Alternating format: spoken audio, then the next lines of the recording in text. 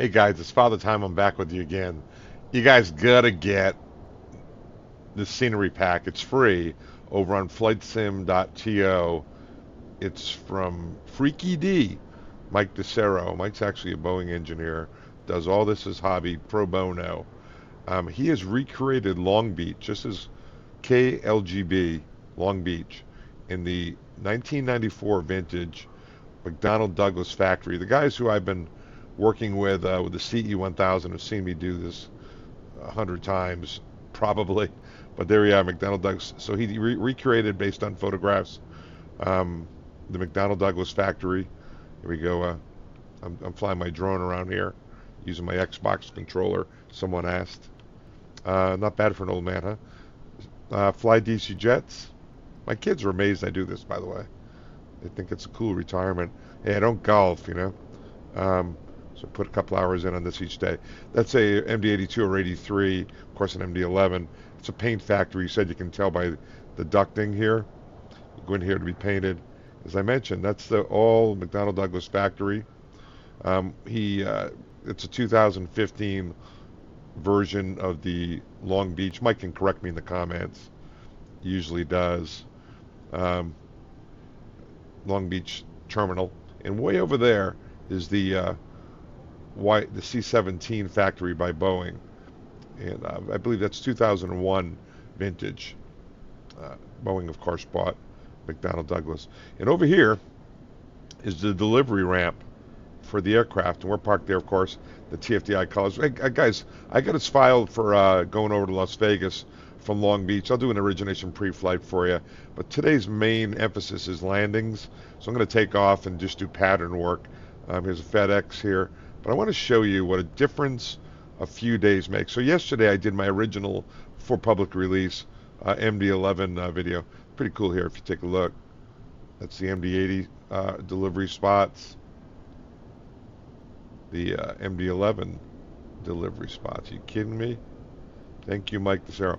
But so wait till you see the difference in the cabin. So this is, we're still not released yet.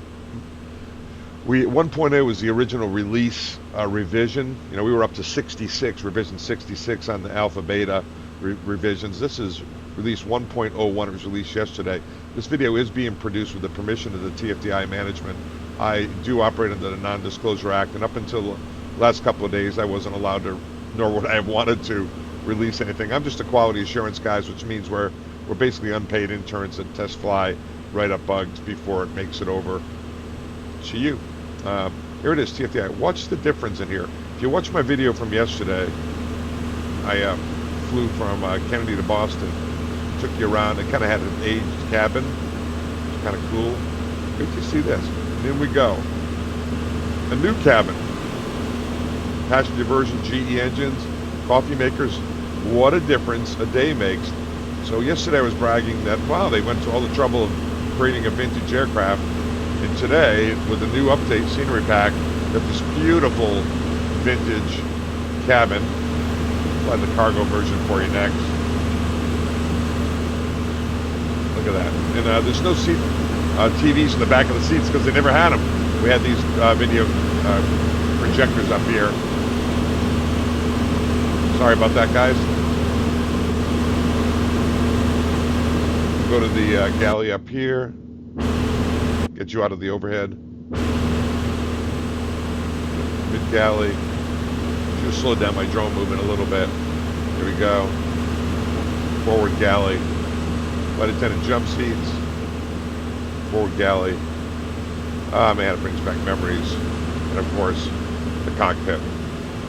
So anyway, I'm going to get this position. We'll do an origination pre-flight. We'll do some pattern work. This is 1.01. Guys, these guys are, go over to the Discord, join the Discord, ask any questions you want. They're a very responsive group. They'll let you know if you're going too far with a question, and just be polite. Very tolerant group of guys, very professional, working their butts off to make this better and better and better. It's already a really good flying airplane. Now, why do I say that? Because I'm a real airline pilot, retired in September, 21,000 hours, and I like it from the pilot's perspective. It flies great. Two airplanes I've been waiting to have come out, of course, with the PMDG 777, which is outstanding, and the MD-11, outstanding as well. I have 2,000 hours in both. Last time I flew this, other than flying the last 10 months in the sim, was 1997, and I retired off the 777. So both near and dear to my heart. I just, when I get into this, I felt like I missed my 35-year-old body. I'll tell you that. When I first set in, just brought back so many memories. Anyway, enough nostalgia from the old fella. Let's go inside. We'll do an Origination Pre-flight. We'll take off, not go to Las Vegas, do some pattern work. I've also got an FSIPanel program. I'm going to try a couple of program takeoff and landings. I'm not very good at it in terms of programming it, but it's a really cool program by a guy named JP, who's a actual airline captain, works for a Middle East airline. He's a French citizen. Talk about a great Discord. You go over there and you get to participate in the development of the projects. And what it is it's called Train Like a Real Pilot. You can do practice takeoff and landings. This airplane has been fully integrated, as well as the 777 and a couple others. Kind of an honor to have it fully integrated. I had mentioned it to JP, and he contacted TFDI. They cooperated fully, gave me a copy of the airplane, and off they went. So anyway, very cool indeed. And also you can have full ATC comms. We're not going to do that today. You can have flows. You can hire a co-pilot, and that co-pilot will change frequencies for you, do all the different flows before takeoff, after landing, shutdown, all that stuff. As I mentioned, frequency change. Very, very cool program. Anyway, enough of that. Let's go inside, and we'll get started on our little pattern work today. But I'll give you an Origination Pre-flight just because repetition is the key to learning. Okay, here we are, cold dark airplane. Great detail in the cockpit. Really great detail. All right, let me go through the stuff here for you, just what you would look for as if you were in a real airplane, right? We start off, you come in the cockpit, you look for circuit breakers, make sure, see if they're pulled. The best way to check a circuit breaker, of course, is to get off to the side and see. You can see if there's any white showing, which means it's popped. You never reset a circuit breaker in flight. You got to call maintenance. There's 3 halon fire extinguishers. One's there, and then there's one on the captain's side of the seat. There's also one over on the FO side of the seat down there. This is the first observer's audio panel. This seat swivels back and forth. It's really just the old engineer's seat. They would sit sideways. The panel would have been here on the DC-10, but this swivels. Here's their workstation. Swivel forward. They have a good seat. The other guy over here does not. There's a seat that folds down behind the captain, or there would have been. That's their oxygen panel over there. You sit up over the captain's shoulder, your legs dangling in the air. This is the pressure breathing equipment to fight a fire, God forbid. Spare pins in case you get caught out. That's a flashlight. By the way, any comments, suggestions, let me know. Anything I misspeak, please let me know. This is the ELT, which the captain would grab in the horrible event of a water landing. Otherwise, it stays right there. Just make sure it's there. And some more circuit breakers that you check all in as you get on the aircraft. And of course, you check the electronic flight bag, flight book in operations. But you come in here if there's a paper log, which we had at American Airlines at all times, even when I retired in September. You check that because you don't want to touch anything if there's any maintenance. Usually there'll be a big triangle here, or each airline had something different. Do not touch controls. Take a look outside, see if it's chalk, see if there's any flaps down, cowling open as you walk up to the aircraft in the terminal, because you don't want to bring any power on the aircraft. With all that clear, you come in here, you make sure the radar's off, fuel control switches are cut off, engine start selectors are pushed in, throttles are idle, spoiler levers down, flaps are up, gear handles down. The windshield wipers are off because you don't want to scratch the windshield. You have the fuel dump. Let's just go to the overhead view for you. Fuel dump switch is covered, manifold switch is covered, and you can see that external power is available rather. It's 400 hertz and 115 volts. If you have the Avail light, that means it's within limits. With that being said, you can go up and turn on the battery. You'll notice that you have CRTs that are not illuminated. So you put the AC power on. Well, click on the external power. Now these took a while to boot up and everything stayed kind of dark. TFDI has simulated that they're booting up, but in the interest of saving time, they didn't do the full 2-minute or so warm up. They just gave you a nice 15-second warm up so you can get on with your sim business. but they did simulate that, which is outstanding. They simulated pretty much everything. And I'll tell you, no attention to detail was too detailed for these guys. They did everything. Okay, with those things out of the way, every pilot wants to get those IRSs aligning. So you're going to turn them on. When you do, you're going to get cargo fire test. 1, 2, 3, cargo fire, and you come here and you check cargo fire, master warning, and that works good. And with that, we all jump down here, FMC, check the database. These are CF6-80s. We also have Pratt & Whitney models, freighters, and passenger versions, and also they have, I think, extended range airplane, which affects the fuel quantity on the fuel test and gives you some extra range, which of course was a problem when the MD-11 went up against the A330 and the 777, and it was really bowed the end of that, the 3 engines. And when ETOPS came in, twin engine operations over the Atlantic, it got approved very quickly. The MD-11 was kind of obsolete due to the range and that. Plus, it had 3 engines, expensive to operate, but sure did just hang around in the freighter version. But anyway, today is July 1st, and this database is good through July 10th. Flight plan and net. I just dropped the, I just checked the GPS coordinates, initialized it. Got it now. Within 10 minutes, it'll align. I'm not going to do anything with the box till the end. Right? I'm going to do the whole origination pre-flight, starting with the EFB, and then we'll talk about it. Just because. All right. So let's get the options here. Brightness. We need it bright. There we go. Oh, so much better. Options. Username is Father Time. For me, Hoppy code. Go ahead and get your free Hoppy code. I'm not going to put it in there. There's no sense stealing mine. If I do it, you could impersonate me if I gave it to you.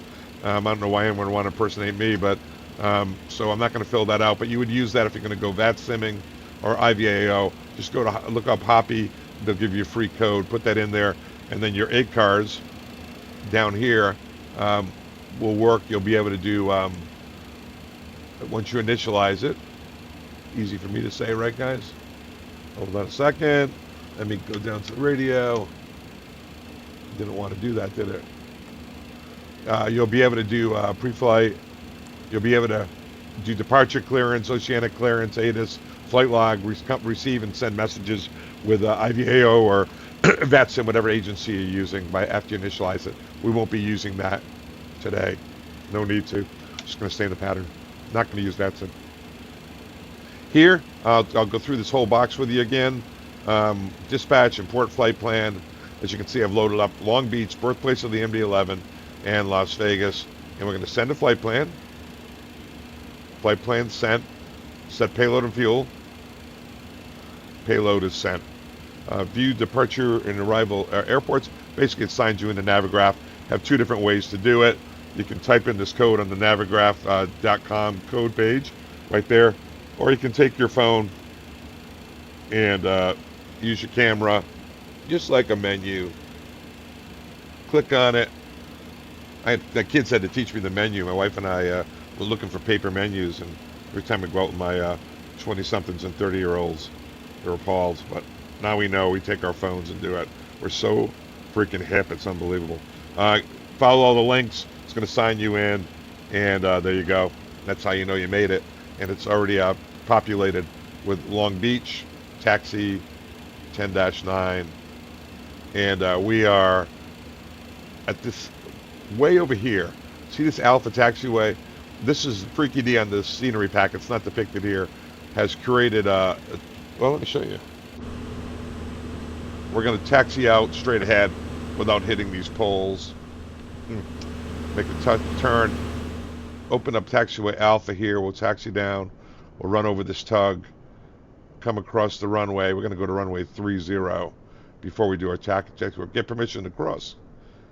This is 1-2. Reason I'm going to do 30 is because they have an ILS. And I want to practice some landings. And I want to practice that FSIPanel. And we'll taxi down there. I like to give you guys a little heads up. That beats a chart, right? Yeah, by the way, as we progress here with the MD-11, they'll be released here soon. As I mentioned, go to the TFDI Discord page and communicate with them there. Before you mention anything, just take a look through, make sure things haven't already been discussed. They don't have a lot of time to answer repetitive questions, as I've learned through firsthand experience. Okay, so there we are. We're on the EFB. We've got our flight plan initialized, our load set, our charts initialized. Let's take a look at the EFB. Everything you need is right here. I know when you go down with the PMDG, a lot of stuff is here. It's actually quite repetitive because they now have integrated a lot of their stuff in the EFB, and TFDI's too. Now, payload should already be set. There you go, gross weight, zero fuel weight, it's all in there. That came from when we hit set payload. Performance, they have takeoff and landing calculators here, as you do in Navigraph now. We can go ahead and set that up if you want. We're going to go off our runway 30. I don't know if that's what they're actually using. That's what we're using today. Runway length is here. If for some reason they gave you an intersection, you would have a TPS in your aircraft. You could say, oh, intersection Tango Bravo or T5 and put that in. But on here, you could just subtract the field length. Let's say it was 1,500 foot difference in your estimation, and you could put that in, runway length. Okay? But today we're going to use full length. So I'll put in 10,000. That's how you would know if you could do an intersection. Get weather information. We're using live weather today, guys. I'm not going to use the FSIPanel communication profile because we're not going to go on one of their profiles. And there's your altimeter. And to takeoff weight, you can get takeoff weight, bring that on board. That's if you enter it manually, it's going to be 6 figures. If you put in 361.3, you'll get some ridiculous takeoff and landing. So when you do your landing weight, don't put in 340.2. You got to put in 340.200, or else it won't come out right. Any ice, none. You have the option of putting on engine if you wanted. We don't need any engine, any ice. Flex takeoff, it's good. I'm going to put in a flaps 15 takeoff. Otherwise, it will give you the optimum, and packs are on. For whatever reason, the real McDonnell Douglas FMS, you'll see, was packs off. Very strange. And there it is. It's all set. And now calculate. It takes a few seconds. 3, 2, 1. There it is. 36, 36, 58, and 59 on the flex temp. Just thought I'd go through that with you. So we're coming across the top. Services. Right now we have the GPU connected, and the wheel chocks are in. If we want to remove the wheel chocks, we're going to set the parking brakes so GSX doesn't yell at us. If we want to disconnect the GPU, let's say we want to do that because we're going to put passengers on the airplane. Not today, but make believe. Start the APU. There's 2 different ways. You can push on the electrical panel. See, it says APU power. Push the APU power switch. That's the preferred method. You can also come up here on the APU panel and push the start-stop switch. I always use APU power. It gives you a couple extra safeguards. Plus, when you shut down, when you start engines, it'll turn it off automatically for you. But you could start out here if you really wanted to. Before you start the APU, you've got to go APU fire test. You get the light in the handle. You get engine 1, 2, 3 fire and APU fire master warning. Engine 1 fire. You got and the lights in the handle down here. Engine 3 fire. And then push the master warning to make sure it silences it. You've got a good fire test, so sometimes my New England accent comes on. People tell me I sound like Donald Trump. So there we go. Starting the APU. It takes a few seconds. They simulated that nicely. And it'll start up, in which time you can get some cooling air going on the aircraft. So it's starting up. If you really want to watch it start on up, you can go to the engine page over here on the system display control panel, which we'll review that again, and watch it start up over here. You know, let's go outside and see if they simulated the APU exhaust. I know that they were going to.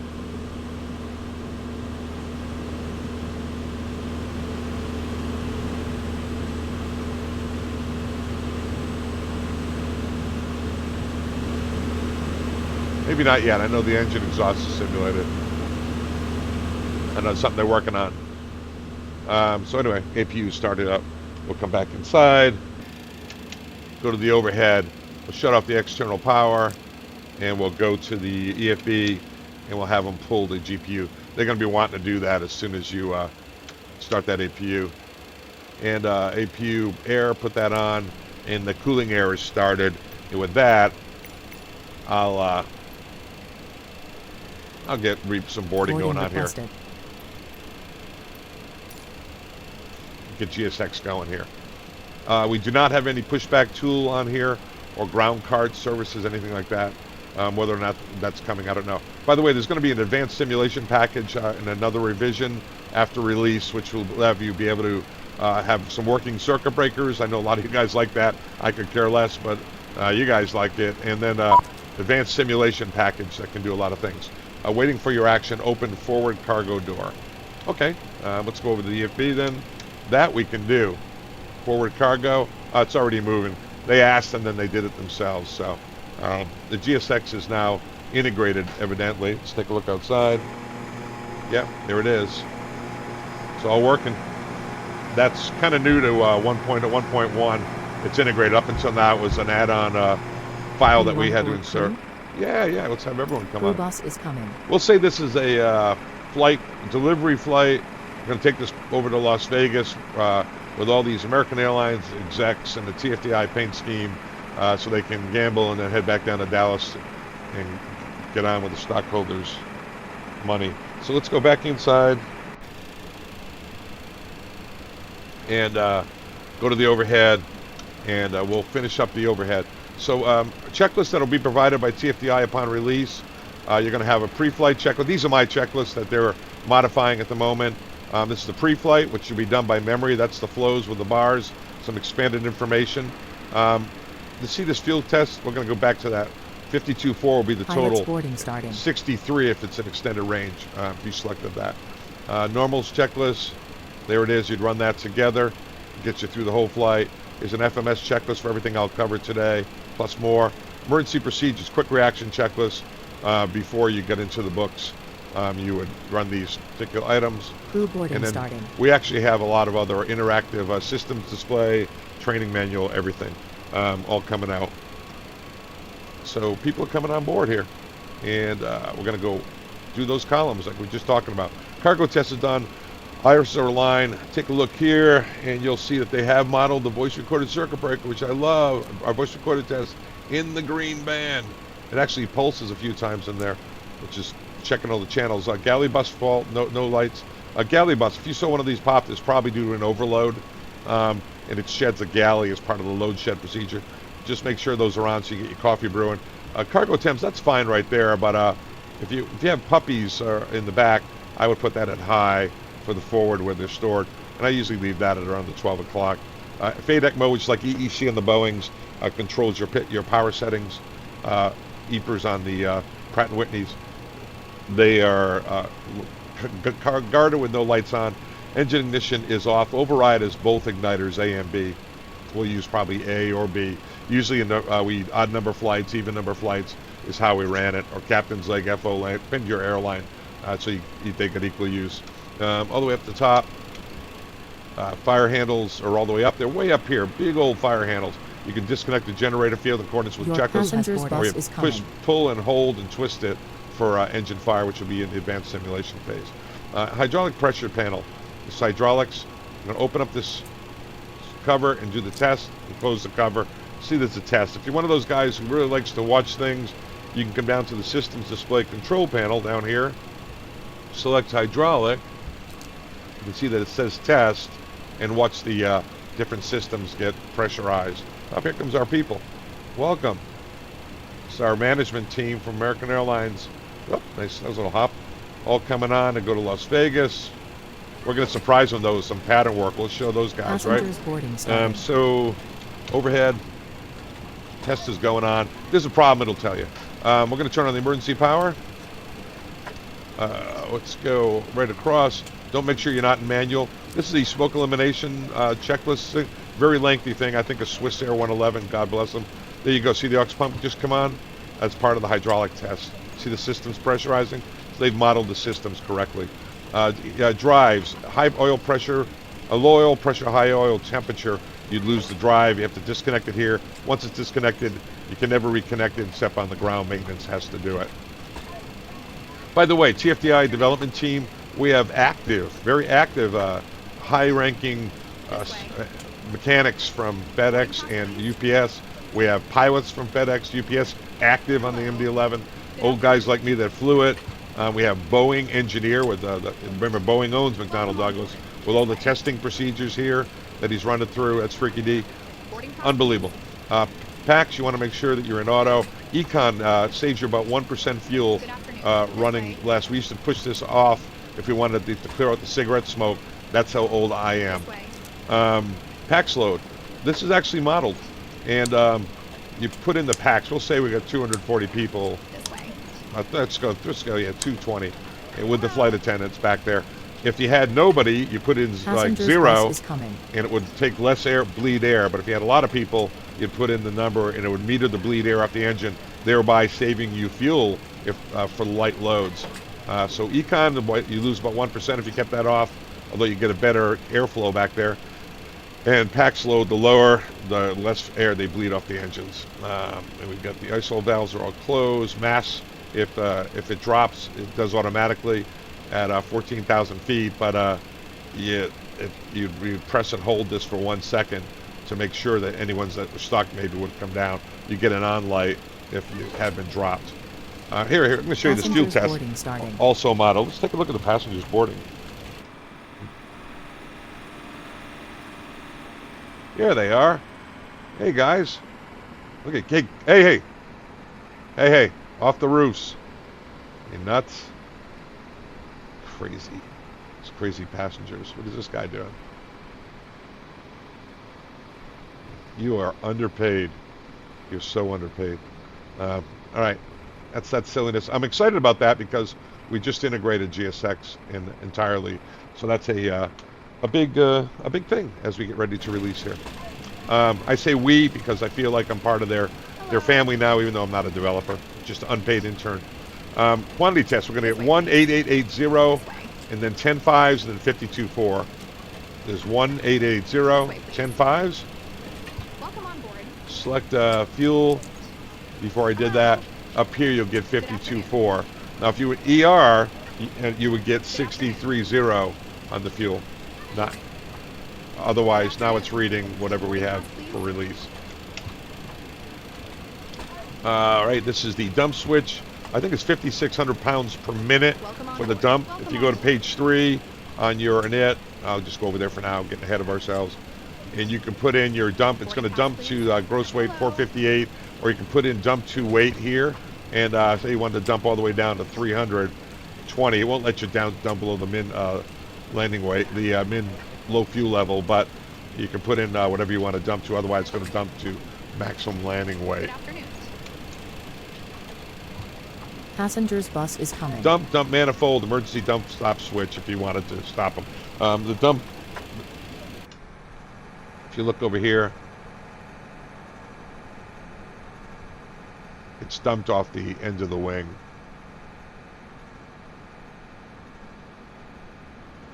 You know what? I'm going to go over something here with you guys. I did it last video, but let's do it now again. I'm going to go down to the fuel panel. I'm going to select it. We're going to look at it. We're going to come in here, and we're going to talk about the fuel system. So you have 3 main tanks, upper aux tank, lower aux tank, trim tank. So the way it fills it up, you can see they fill it up evenly in the main tanks. But you can see that the center tank is bigger. So your proper fuel load will be even, and then fill up the center. You still need a more upper aux, lower aux, and trim tank. So, tail tank. And I call it trim tank. It's tail tank. So, fill up the mains. This is the bigger one, so more fuel goes in the center. And if they need more upper, lower, and then tail tank. The reason there's with this tail tank signal here, it transfers fuel back and forth to prevent fuel freezing if you get within 3 degrees of fueling temperature. Also, it will keep your CG at the most fuel efficient, passing fuel back and forth. So fuel freezing and efficiency of fuel. Let's see that our fuel is correct for today. All right, so that's a fuel system. I'm going to go ahead and put all the lights all the way up. Let's spin this. I have a hyper scroll mouse. I'm not bragging. Yes, I'm kind of bragging. But it's by Razer Basilic, and I can wiggle these all around. By the way, my Logitech panels are working at home. They didn't at one time or another, but it's all working. So I think yours exterior hardware would work as well. Back to the overhead, bottom panel here. Emergency lights off, you can test them. You panels are up. Dome light, that turns on all your lights. We usually run that at night. Turns on all your overhead dome lights. Keep it bright so you don't fall asleep. Thunderstorm lights, if you put those on, everything in the cockpit goes to bright. And the reason to do that, look at that. Everything in the cockpit goes to bright so that if you're going to go in thunderstorms, you can see, because it does destroy your night vision. That's what that's for. God forbid you go in thunderstorms. No smoking sign is on. You can leave it in auto, and then when I believe its slats extend, it'll come on so you don't forget it. So some guys would leave it in auto, but nowadays you can't smoke, so we just leave it on. Some guys leave the seatbelt sign in auto, so that if you forget the seatbelt sign, it'll come on when you put the slats out, maybe the gear. Can't remember. I should have turned on the nav light as soon as we put power on the aircraft. That lets maintenance know we have power on the aircraft. See how there's 3 lights out, 3 lights on, even though these are off. That should be your pre-flight configuration. All right, call reset. If you get a call light there from the flight attendants, all the way up to the next column. Evac switch. Open that, put it to arm. If you're going to evacuate, you put that on. You get beep, beep, beep, beep. Pull this switch to silence the horn in the cockpit. Still get it in the back. That's just so you can talk and run your evacuation checklist. Flap override switch, you would put it to flap override if you're using a not 35 or 50, one of the abnormal flap settings for engine out or a flight control problem, so you don't get a GPWS. By the way, GPWS has 6 modes. They're modeled on this aircraft. I think Terrain is the only one that isn't. But there's a caution and warning system, GPWS. I did a video for the CE1000.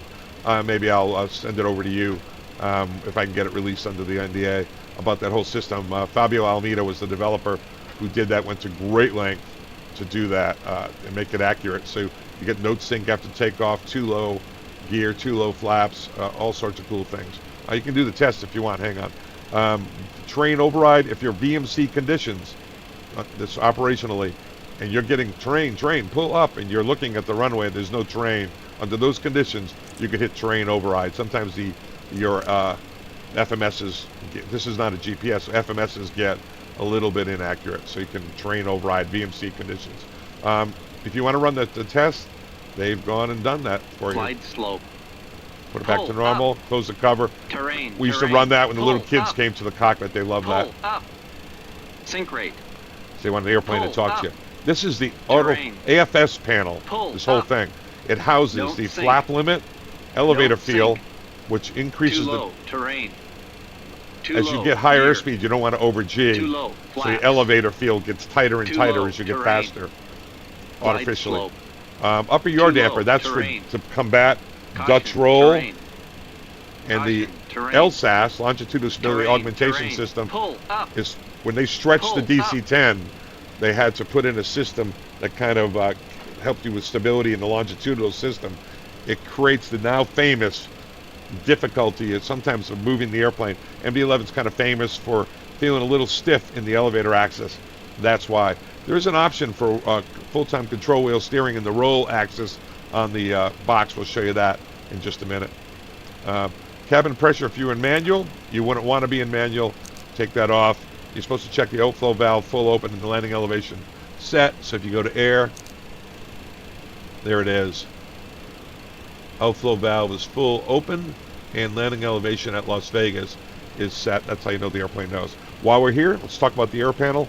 220 packs is set. This is the duct temperature coming in from the APU. This is what you're asking for in cyan, the blue. This is what you have in those particular cabins. So you're asking for 24 right now, you got 23. You're asking for 24 right there, you got 25. And this is the cargo holds. This is the bleed air pressure, which we're going to watch that drop. You need 25 to start. Right now it's 35. You can see it when we open the start valve for the particular engine. That'll drop down to 28, 27 range. They've modeled that. They've modeled everything. Anybody who doesn't think that this thing is a highly detailed airplane, doesn't know this airplane. It's really great, guys, but that guys do think that. Engine ice and wing ice.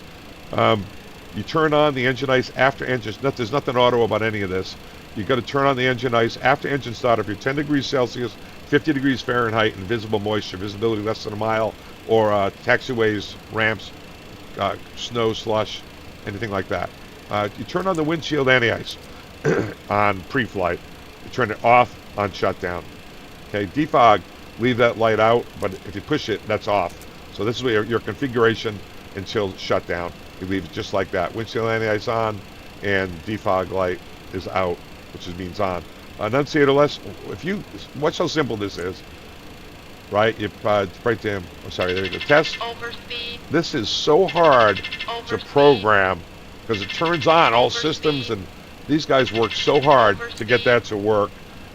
I was big part of being a pain in the butt about that, and they've got it working. Used to leave on lights because the systems got fooled, but now it works. So that tests everything. If there's a light bulb burnt out, call maintenance. Do a cargo door test. Let that run. It tests all the squat switches on the doors, for lack of a better term. Fuel use, I reset that every flight. Engine max pointer. Before you do that, go to the engine pages, and we're going to talk about all these. And make sure you have no exceedances with the red box. If that's the case, you can go back, and I just reset them. Going up here, aileron deflect. That's if you selected the option of, I'll show you the enhanced elevator. Aileron deflecting. Normally that switch is not there if you don't select that option. And then the ditching switch, think of it as a Sully switch, closes the LFO valve, overboard exhaust valve, and so you float better should you be so unfortunate as to land in the water. This is I think this had space here, so they put a placard up for pressurization schedule. Let me go back to the EFB because I kind of got distracted there, and get over to the state here. We're in cold dark. You can put your default state options. You see the different things we're going to go through. Weights, imperial, temperature. Just select whatever you want. You can see what I've selected. I do the realistic align time, but you can do an instant one too. Sim brief user hoppy. Pause the top of descent. So you can use 4 times, 5 times, accelerate the flight using developer mode. But you want it to pause the descent because you went to bed, and in the morning come in and land. A lot of guys like to do that, especially I think guys on virtual airlines. I don't know who uses it. I tend to do everything real time on my fuel burn tests, but you can pause at the top of descent. It'll stop at the top of descent, freeze the SIM, you come in, take that off, and so that's a great feature. Systems. If you would rather have the vertical tapes instead of the round dials, click tapes. This is that control wheel steering in the roll axis. I just keep it disabled. Automatic anti-ice, you could have that on if you wanted. Digital standby, disabled. Oh, that's interesting. You could put on a digital standby. I'll use the round dial. Radio altitude show, you see all those. You save it. Whatever you change, you save. This is the caution and warning system I talked about. I've enabled all the call outs, voice and tone, capture deviation. You can enable or disable whatever you would like. Performance is in here. TO1 D rate, TO2 climb D rate. Don't really know how you would select that. Am I missing something here? They never had TO1, TO2 before, so I'm not positive what that is. So, wow, how did I not know that? But you could select the high efficiency flat pylons and deflected ailerons and save it, and that's why this is what the switch is up here. Aileron deflect override. Okay, if you remember,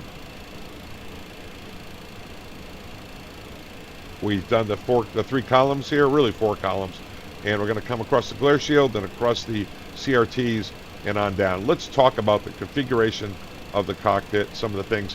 I did it last time, so some of you guys are probably like, this guy is redundant. So there's 6 screens. They're called CRTs. This is the captain's PFD CRT, nav CRT, the EAD, electronic alert display system. You see that little that says engine and config there? There's a corresponding light on the system display control panel. You want to know which one is associated with the engine? You push it, it tells you engine ignition. And the other one is config. What's on there? You push config. and it says auto brakes are off. That's that one. So that's 6 identical CRTs. This is the systems display. Systems display control panels down here to call up the different systems. You get a status page. You use that a lot to see what all the open items, or you can select the individual systems. So that's the 6 identical CRTs. You have 3 identical MCDUs. Captain's FMS MCDU, FO's FMS CMCDU, and we called this the maintenance MCDU, although here at TFDI we're using it for ACARS. If you're out there doing your VATSIM IVAO thing, you got all that stuff down here. We used to use it as a maintenance function. As you can see, there's maintenance, and there's all sorts of things you can call up, enunciator tests, test patterns, self-tests. You could actually call up whatever items you had wrong with the aircraft and get codes and things like that. But they didn't like us touching that, to be totally honest. A couple of our engineers, I'm sure my maintenance guys who are watching, which they may never watch, would agree we shouldn't be touching, pilots shouldn't be touching that stuff. So anyway, we're going to come across here. We'll do the glare shield control panel next. Yep. Come across and talk about this. This whole thing is the glare shield control panel. This is the flight control panel. This is the EIS, Captain's EIS, FO's EIS, flight control panel. The whole thing is referred to as the glare shield control panel. Really what you're supposed to check on pre-flight is that, see how it's indicated airspeed Mach? It's IAS. It's in heading, not track. It's in feet, not meters. It's in vertical speed, not flight path angle. And the AFS override, you don't know what the heck is going on. You want full manual control. Nothing seems to be doing what I want it to. Shut these off and you'll lose all manual, all automatic control, and you got yourself a manually flown aircraft, cable pulley aircraft essentially in here. Now we take off with 250 in the window. I'll explain that a little later. We're going to go off on runway 30. Runway 30 here is a heading of 301. So put in 301. Let's talk about manipulating this panel. See that arrow, up arrow? That's push. And the down arrow, that's pull. Up arrow. Let me move over here a little bit better, more so you can see it. Up arrow's push, pull, push, pull. Why is that important? Because on the MD-11, if you wanted to hold what you had on the airspeed, you pushed. If you wanted to do heading hold, you pushed. You wanted to altitude hold, right now, stop your climb, American, you push. If you wanted to select level change, you pulled. You wanted to select heading select, you pulled. If you wanted to select speed select, whatever's in the window, you pulled. So this gives, pulling down gives you what's in the window. In level change, heading select, speed select, whatever's in the window. Pushing gives you what you got. So we simulated that here at TFDI by the up arrow is push, down arrow is pull. That's that. Now obviously to turn that here, little different than Microsoft Flight Simulator, you spin your wheel. Okay, we're going to take off with 250 in the window, which is unusual. I know a lot of aircraft V2, but I'm going to set up the other stuff. 301's the heading.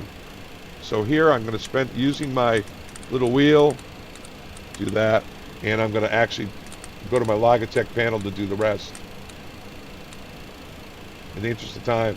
And the initial altitude out of here is 17,000, believe it or not. So you can either spin it on up, that way remember I have that hyper scroll, or I'm going to use my that's wrong one, we'll just put in 17 here.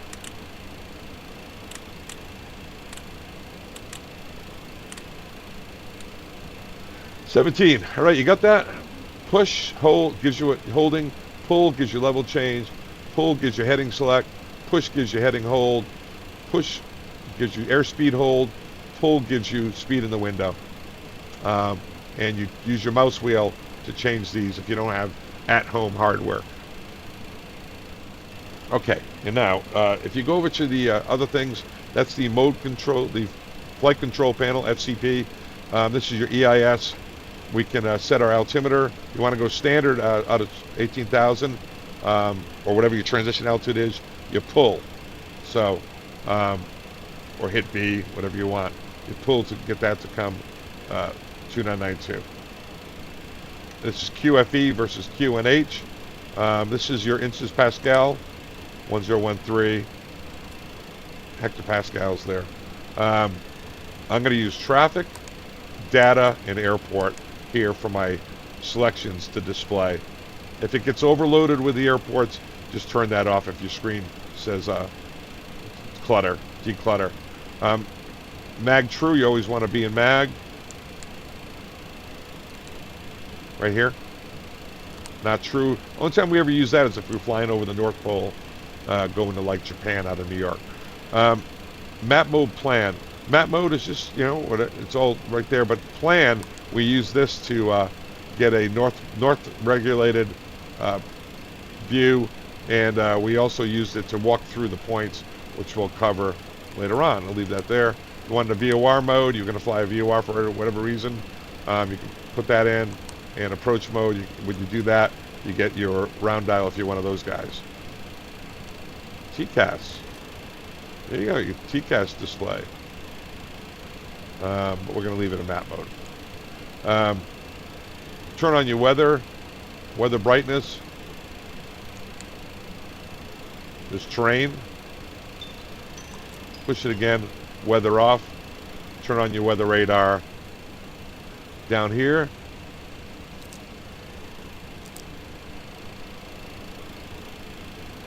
It's in the test mode, not yet modeled weather radar on in the test mode.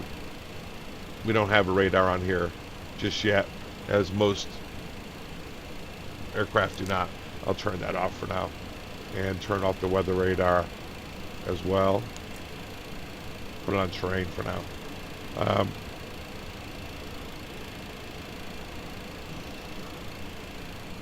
And turn this off. Sorry, guys. Yeah, we haven't modeled that yet. Okay. Where are we on all that?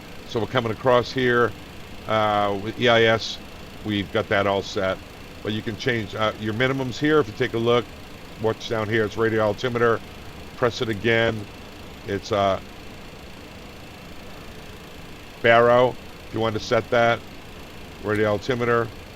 Baro. Like that. And you roll the wheel to change it. We'll leave it in radio altimeter at 200. Then Q and H, obviously you roll your mouse wheel to change that if you want to. There you go. You can use your B key on your keyboard. That'll set your local altimeter as well. And all right, so that's good. See how you push? It says pull for standard, but if you just click on there, it goes to standard. Back to B. Okay, coming across EAD, electronic alert system. You can see there's a couple of messages, and this is your system display control panel. We talked about that ad nauseum. Altimeters, I've got it set to 2989 all the way across. They're within 70 feet of each other, and the field elevation. I'm going to cage and adjust by pushing and holding the standby attitude indicator. Coming down here. TO, I'll set that. Anti-skid is off. Two ways to turn on the aux hydraulic pump for pushback. One is here, and the other one is all the way up on the overhead panel. You can turn it on here. As pilots, we tended, of course, to use the one that right off the captain's right knee. You need that for pushback, so you have hydraulics. Gear handles down, center gear up. You could leave it up for deployment. Not sure why you want to do that. In accordance with checklist, I never use that, but it is possible to lower the gear without lowering the center gear. You guys have seen the center gear. I mean, we do know that. We did, center gear is not new to the MD-11. This is the model left, the DC-10-30. That's how you always could tell when it was taxiing by you if it was a DC-10-10 or DC-10-30. MD-11, a lot of times you look at the winglets to tell it from a DC-10-30. It's a little bit longer too. I think it's 30 feet or something. Winglets or wings a little longer as well. Had a great wing on this airplane. Go right up to altitude. Was big, fast. If you had a critique, and highly sophisticated for its time. First rolled out in 1986. Delivered to Finnair, I think 1991. We got them in America in 1992. Problem was its range came in several hundred miles short, and the airlines were very upset about that. So when the 777 A330 came online with better range and two engines, this went over to the cargo world. generally. But I thought it was a great, and still do think it was a great airplane. Highly ingenious in so many ways. Okay, coming back down here, we'll go to the throttle quad and get you a better view for that. Talk about the flap system, dial flap system, unique to McDonnell Douglas's. I thought it was kind of cool. Your first slot, it gives you slats extend. First click on your flap lever right here. The next one goes to wherever you put dial a flap. We're going to do a flaps 15 takeoff. Matter of fact, you set 15. So let's say you did a flaps 10 takeoff. You leave that there. Your second click would go to flaps 10. And then after takeoff, once you cleaned it up, you would set 15 somewhere and climb out for the approach. So as you come in for your approach, it'd be 0, which slats extend. Next click, which everyone here, which we put in flaps 15. There are your speeds right there. You can see how high it is. 280 for slats extend. 280. 255 for flaps, dial flaps 1 to 15. 240 to get down a little lower. These are your dial flap settings in there that we usually set. We put 15 in on climb out after you've cleaned up. Flap levers up, thrust levers idle, reverse levers are down. Breakout bar. This is a overboost breakout bar. We called it the breakout bar. If you wanted power, you say, oh my God, down to one engine, you slam that throttle forward and push through this, and basically gave you everything those CF6-80s or the Pratt & Whitney's, 4062s, whatever they are, had to offer. Breakout bar. Make sure that's pulled full aft. The truth is, if it was full 40, some kid probably was up there playing in the cockpit, or you'd want to make sure that maintenance came out probably before you just arbitrarily pulled it back. I've never seen it anything but full aft. Spoiler lever is down. You arm it by just pulling up on it, like that. There's a manual trim. Push it forward, aft. That's manual trim. Parking brakes here. No big deal. Coming across the bottom. Remember, we coming down. Now we're going to go right across. You want to check the takeoff warning horn. Stabilizer. Now you wait for stabilizer again. Flap. So check stabilizer, flaps, Flat. slats, gear, and brakes. Stabilizer. And then you do 2 and 3 together. Stabilizer. Flap. Flat. Brakes. I'm going to have to come back because, let me pause this. I just changed over from the 777 to the MD-11 configuration Microsoft Flight Simulator. As you can see, I didn't put in reverse axis. Let me go do that. See, just the opposite. I had reverse axis selected. So, that's better. Okay. We checked all those. Start selectors are in. We'll talk about that ad nauseum when we start engines. Fuel control switches are cut off. You got the VHF1, VHF2. VHF3 is dedicated to ACARs, although you could deselect it, and it's a fully functional third radar in case you dropped your coffee on board. Come back up. All the way to the back. You got your rudder trim, aileron trim. It should be on the white line on the yoke. Here's a thing. Elevator trim. We leave it at 3.0 after touchdown. 3.0. And out on the tail, and I don't believe it's model. I need to talk to the guys about that. Here we'd have a black line that you would check the elevator trim on. One is up, that's 3, and then the other one is straight across, that's 0.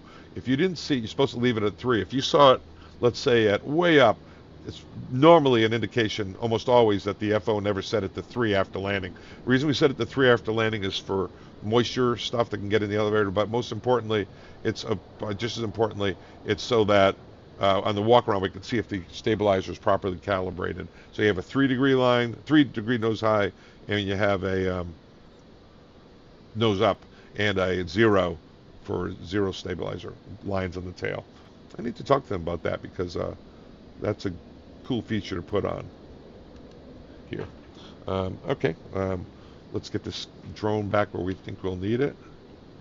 You know, while we're here, let's get some of these things going here. Hope you guys enjoy this stuff. Prepare for pushback. Prepare for pushback. Okay, everyone's boarded. We'll get everybody going here. Here he comes. Get him out of the shed. Stairs are going.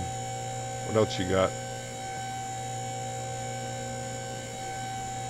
Yeah, GSX working.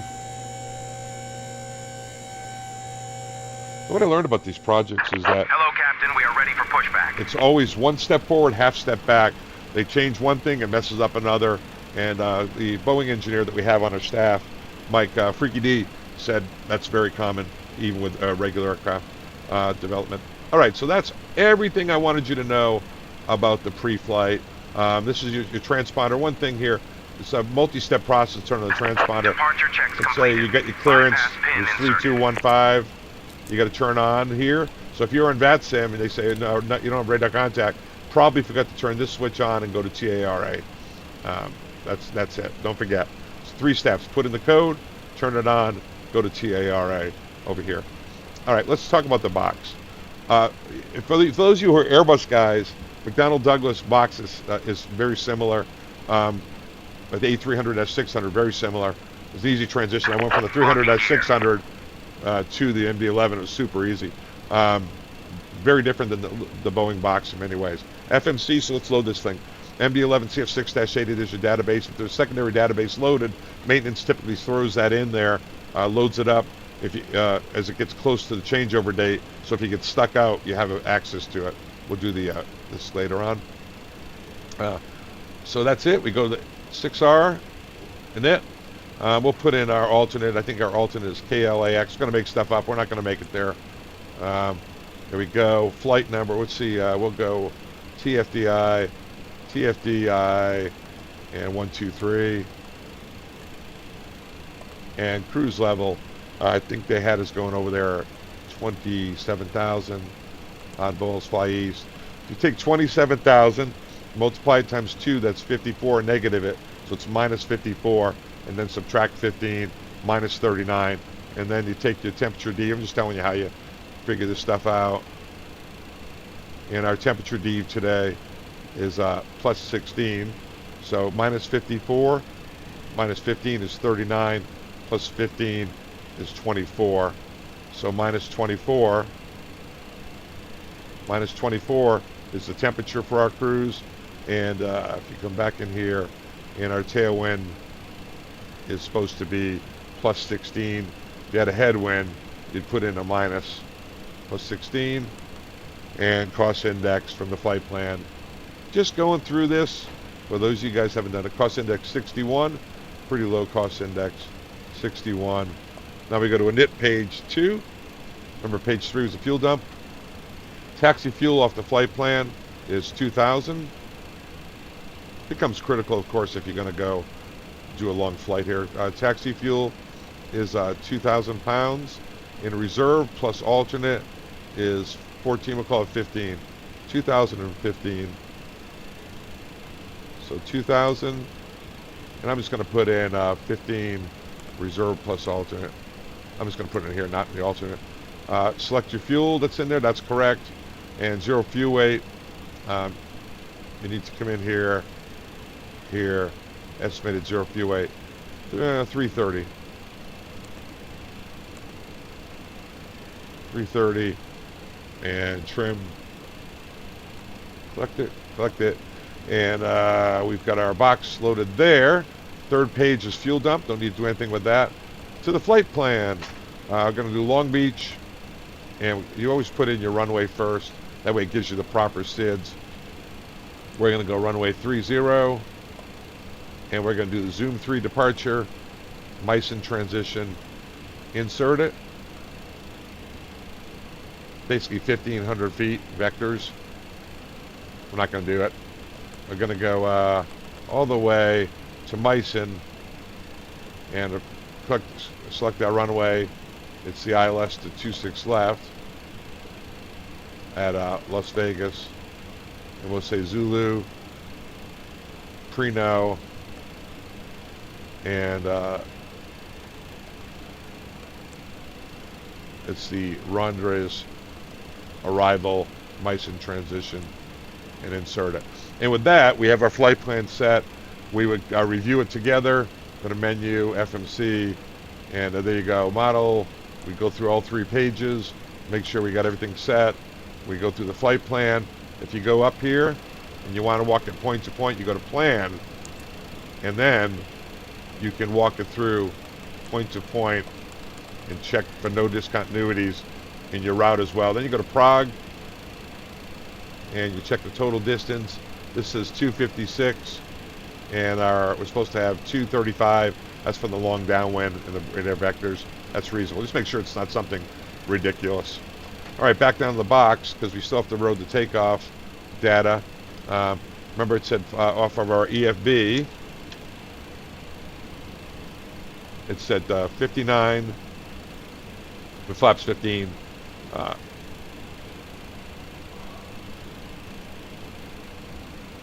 This is interesting, guys. TO flex. You know, I just noticing for the very first time that the perf mode with those limits of for TO1, TO2, we don't have that. You're not supposed to have it. So anyway, calculate, and we get 36, 36, 58, 59. So 59. The MD-11, I made a big deal out of this with the guys, and they showed me in the book, always has packs off. You got to put packs on. I think I took off packs off maybe twice on super long hauls. Slope and wind, you can put that in. We'll go 0, 0. You can put in tailwind if you wanted. It's be about 1,300 pounds per tailwind. Outside air temperature, 19. You got to put in Celsius, 19 with the C. This is really important. What I'm going to show you next. Hang on a minute. Let me get these bugs loaded for you. 15 and 36, 36, 59, 58 is fine. Then you look up here and make sure they're all in magenta, which they are up there. All right, so why is this important? And see, this is where your power is going to come to climb towards 1,500 AFL. Here with 60-foot field elevation here at Long Beach. That's a European type climb, cleaning up at 3,000. I'm going to put in 1560. Super important to program, and here's why. This is how the MD-11 works. It's rather unique. There's a bunch of different ways to do the takeoff. You can take off in profile, and it's going to fly V2, which is 158, until what? Excel altitude, 1560. Then if you keep it in profile, it's going to start accelerating at flaps up speed. You bring the flaps up, slash retract. That's a profile takeoff. So you got to have in whatever altitude you want the climb thrust to come in and excel. And then if you leave profile in the takeoff, it's going to V2 until we reach that excel altitude. Then it'll push it over and accelerate. We'll do that today. Okay. The other way you could do it, American Airlines, we used to go at 800 feet, speed select level change, and clean it up in level change. Here at TFDI, we've been teaching profile, which works fantastic. We stayed away from profile with American Airlines. As the airplane, I think, got more sophisticated with revisions, they use profile more. You'd have to ask one of the guys who fly it. The other way, in the Super 80, we would go at 800 feet, half rate. So if we were doing 3,000 feet per minute, we go vertical speed, half rate.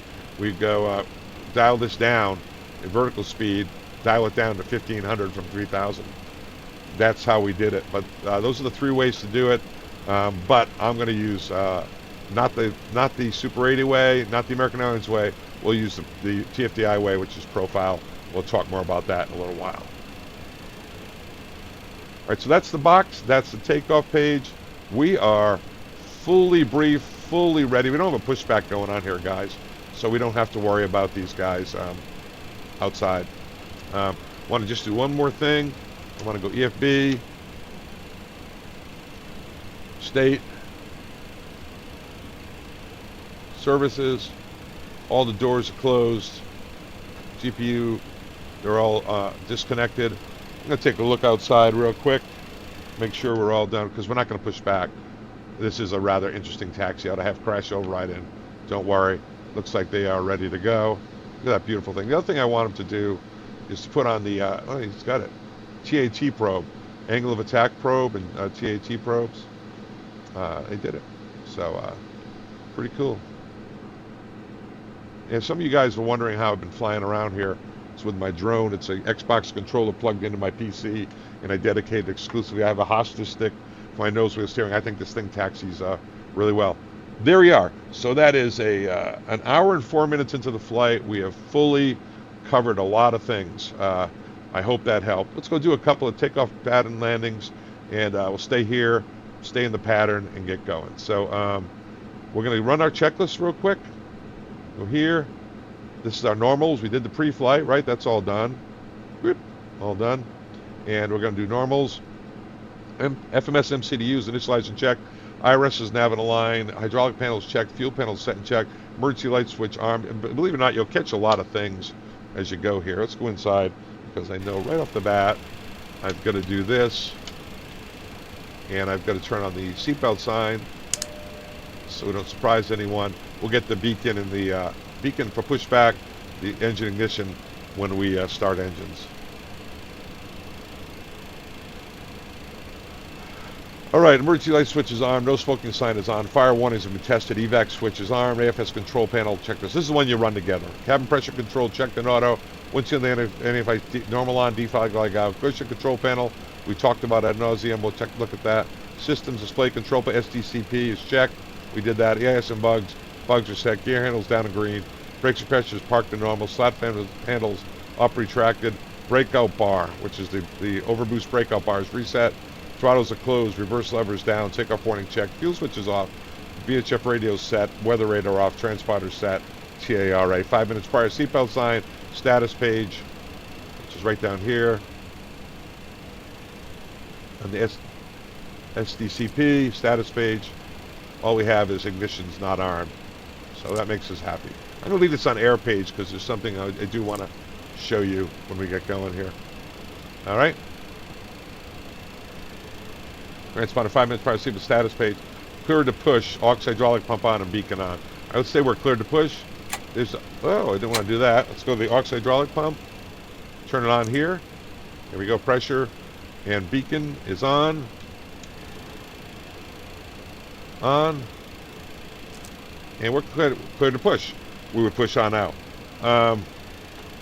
Little bit of a problem. Let me see in the GSX how we're going to do this. So we do have a guy hooked up. We don't need him anymore. I wanted to simulate that stuff. Continue pushback. I have never done this. Straight pull. All right, let's go. Release parking brakes, please. Commencing push. All engines clear. Start at will. We'll start at will after we get out of here. Let's make sure this guy doesn't hurt us. I have never done this before.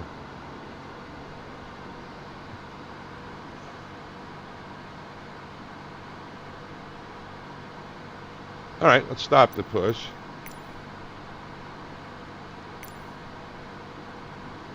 Stop here and complete pushback. Pretty cool, huh? All right, get out of here, you nuts. Please set parking brakes. Waiting your confirmation for a good engine start. Yeah, I would tell them we have a good engine start.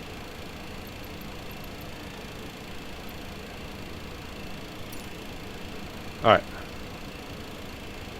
Start an engine. So we go to the overhead, turn on either A or B ignition. We'll say it's an even number flight or the captain's flying, whatever airline wants.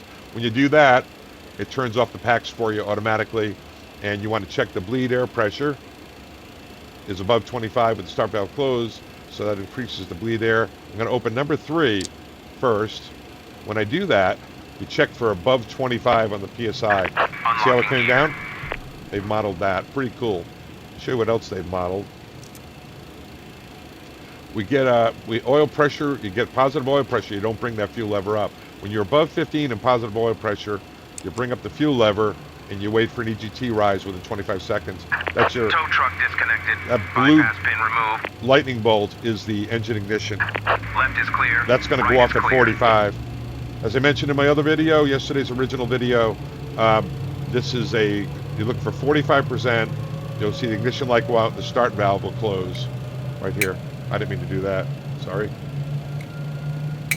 45%, start valve closes. Now, this is what we look for on these CF6s.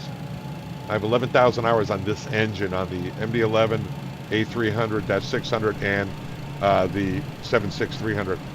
So you look for 246812. 2468, the oil. See how it's from 22 down to 15? That's called the oil gulp. That'll come back in after engine shutdown. It's important you know what you started with and what you finish with. That's your oil burn, because there's some limitations on that. 246812.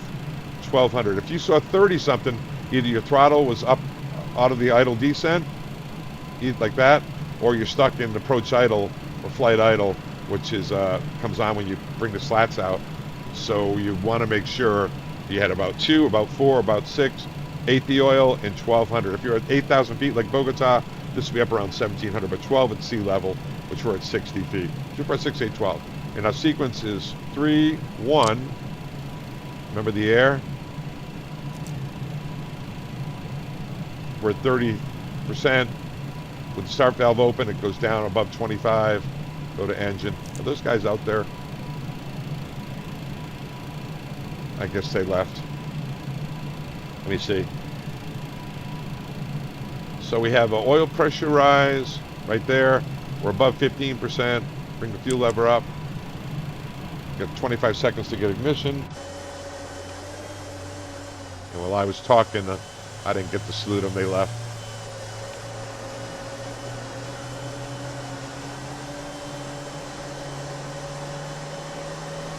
I know you guys love that stuff.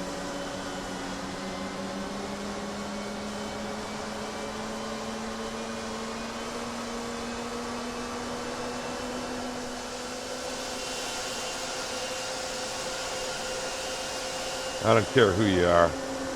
That's some cool stuff.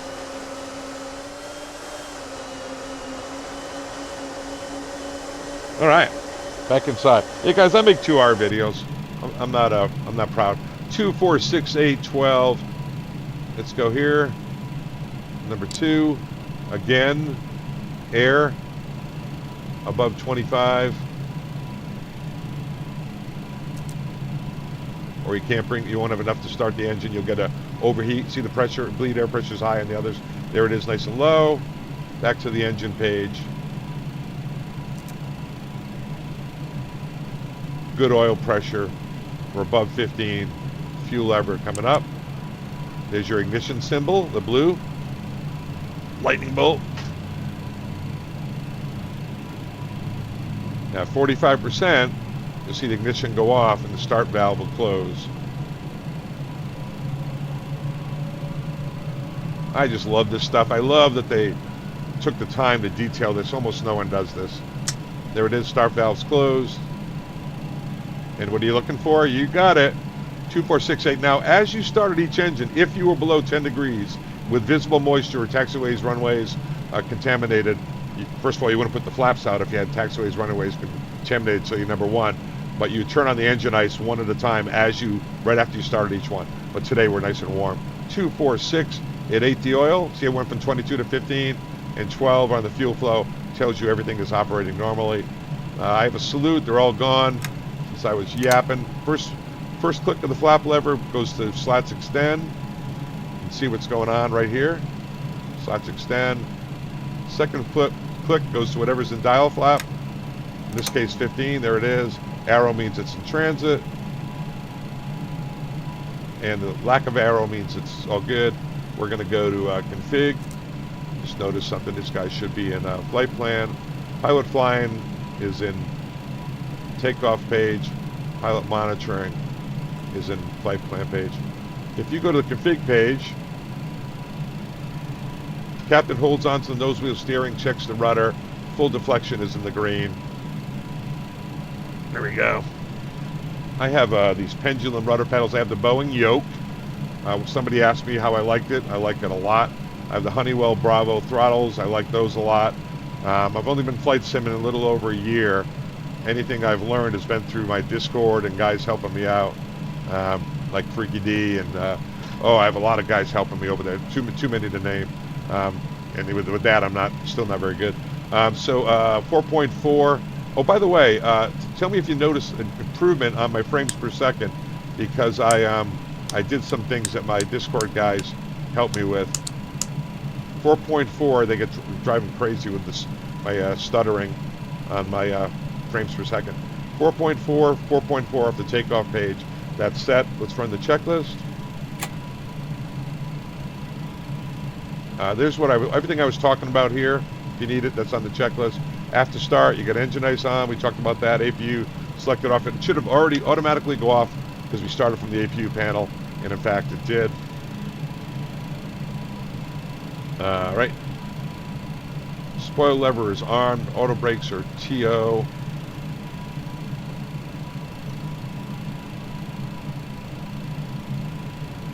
And after start, taking a config page check, stab trim is set. For takeoff, GCP. We'll deal with that a little later on taxi. We'll talk about that. So here we go. We got taxi permission, clear left and right. Thank you, Freaky D, for this great presentation of an airfield here. Remember, it's on flightsim.to KLGB under Freaky D. Here we go. Parking brakes are off. See, we got green box. That means we're ready for takeoff. Same thing with landing if it's in green box. You see not a green box, amber, you know you've forgotten something. So here we go. 40% breakaway power. Down in this bottom corner, if you want to square a turn off, when the turn point is right there, you can start a turn. That's a 90-degree turn off. To be honest with you, sometimes you got to put a little bit of brake in. These brakes will overheat in the TFDI MD-11, so be careful about riding the brakes too much. We'll go outside, take a look. How's that?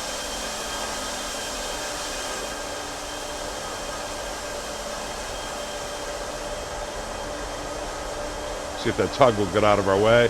Looks like we made it out of here without hitting anything. So our taxi plans, if you look up, come up here, we're going to cross, run over those fire trucks, run over the tug, and off we go. Be nice if I was on the line, Captain. So, little fella, I have a special qual to do this, guys. Don't do this at home. I went through a 2-month training course. Run over tugs and fire trucks. All right, so what I should have had on is my taxi light after I got a salute.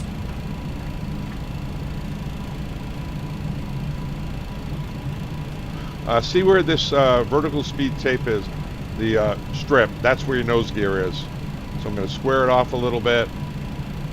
Keep my mains out of the grass.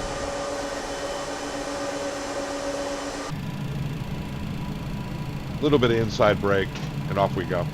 Yeah, taxi's nice. I really, I don't take that for granted. Microsoft Flight Simulator, you guys all know. Yikes. Yeah, so I've been operating under the non-disclosure agreement. I've been doing a lot of, we had CE 1000, which is Collector Edition 1000 guys who have been a tremendous help. A lot of them are brought over to the Quality Assurance team, which I'm on, so they too are unpaid interns. Cleared across, clear left and right. Woo. And I'm going to get on this parallel here and go out and we'll do some pattern work and call it a career. Yeah, so that's where your nose gear is, right where that tape is. On my last tape, my initial coming out, so I showed you that. Yeah, so I've been doing operating under the NDA. We've been doing a lot of training tapes, features tape, and the whole intent was, and I've been doing them all, and leaving them unlisted for the CE 1000 guys, is they were doing GitHub write-ups, and we all kind of had to be operating under the same procedures. So it was a way of standardizing the quality assurance program. Like I said, a lot of them, quality assurance, we got the mods before they did.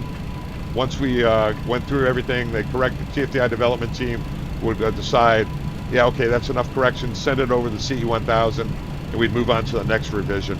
And the CE 1000 would be making GitHub write-ups on it. So it's important that we're all talking the same language. That's why I took the time to do the mode control panel, the control panel, flight control panel, EIS, MCDUs, CRTs, give you all the correct terminology so that the GitHub write-ups were accurate and we're all speaking the same language. That was the idea. of my videos, and they were all unlisted. That was the idea of the checklist that I showed you. Unless I show you the other ones? Yeah, I did, with the FMS checklist and all that, so that we're all kind of operating.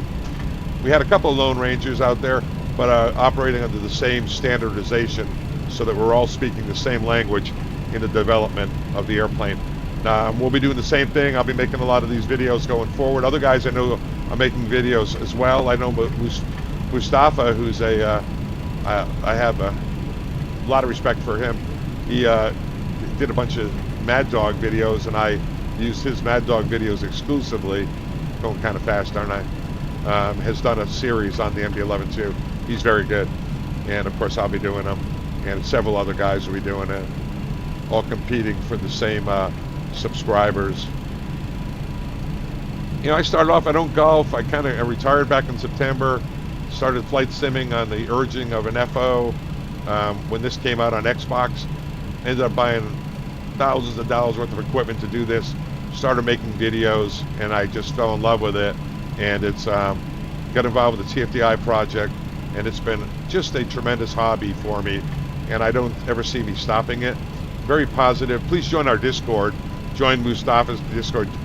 Please join the TFDI Discord, FSIPanel, which I'll be using later. They have terrific. Join those Discords, get involved, leave your comment. Don't be afraid. If anyone's toxic, everyone will call them out on it. I know I can speak only for those ones I just mentioned. Very non-toxic environments. You get very few people that are you need to rein in. TFDI, once in a while, they're a bigger organization. They'll get somebody get in there, be a little cranky, but generally everyone is terrific. I should be on map mode here. All right, so the checklist. I should get that out of the way. This is expanded. You can do a simpler checklist. Clear shield control panel. So after we get our closeout, we check weights, winds, and temperatures. We update the zero fuel weight in the box. Make sure we have a headwind. If we had a tailwind, we subtract off the TPS for every knot. It's usually about 1,300 pounds of runway limited weight for every knot.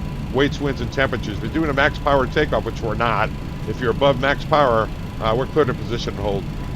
Position hold. Here we go. And if I do that, right, I got to come up here.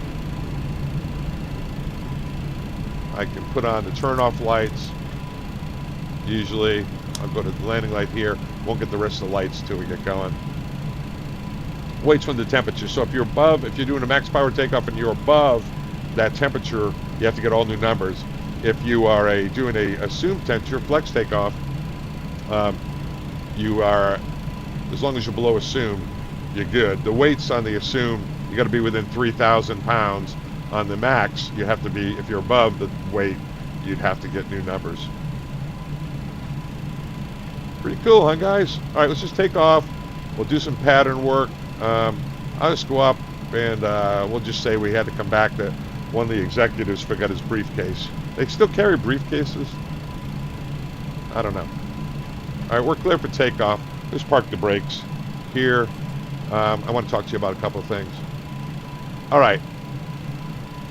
The way we take off, we're going to do nav. It's just runway heading and 1,500 feet. So you can arm nav. What's down here? This is what I asked for. This is what I got. Nav is armed. We want to go profile. We'll do a profile climb. It's going to do, it's in the box, right?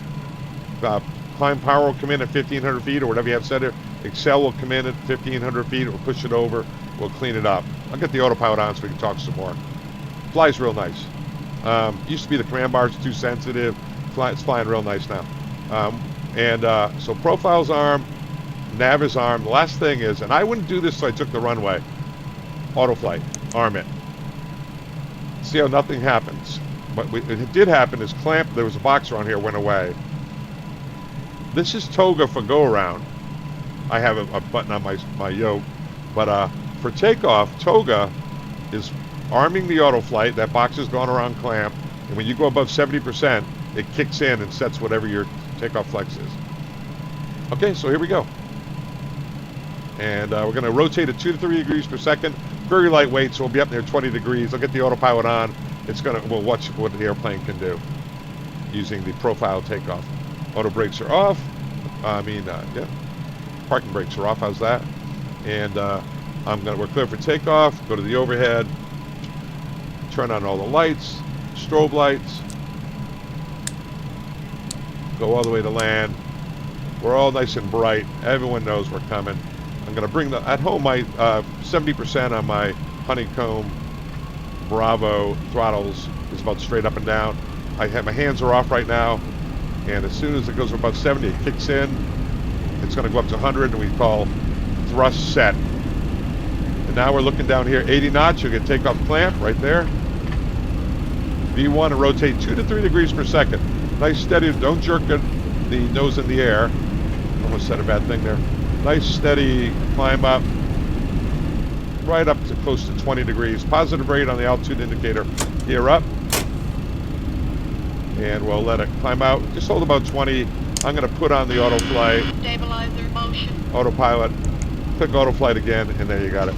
Let's take a look at it. When you get 1500 above the ground, you'll see climb power right about 1560 right there, climb power. The nose is going to push over because we're in profile. All pink means profile. Flaps up above the flap bar. We're above slat retract, slats retract. You can see the arrows telling you what's in transit.